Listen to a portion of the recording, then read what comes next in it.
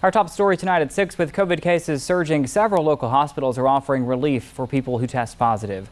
41 NBC's Ariel Schiller spoke with two healthcare systems treating COVID patients with monoclonal antibody treatments. She tells us about the treatment and how you can get it if you test positive. If you test positive for COVID-19 within the first week of symptoms, you can get a physician's referral and go to one of the 5 locations that Atrium-Health-Navicent offers for a monoclonal antibody treatment.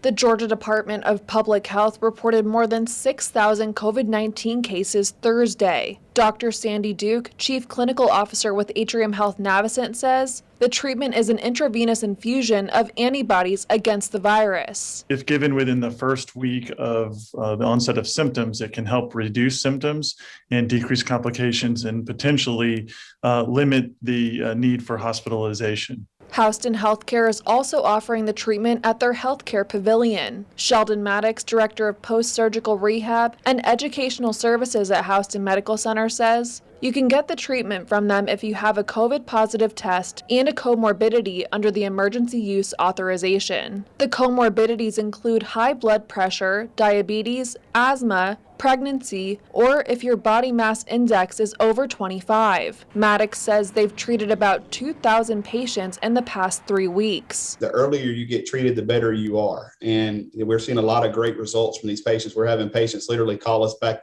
within the next day or so and telling us, hey, I don't know what you gave me, but it worked. Dr. Duke says they're in a desperate situation right now with the number of COVID patients in hospitals. He says the monoclonal antibody treatment not only helps treat COVID, but helps the hospitals too. It helps the patients, it helps prevent them from having complications, and it helps preserve those resources for people who ultimately need to be admitted and hopefully can lessen to some extent the strain on the system.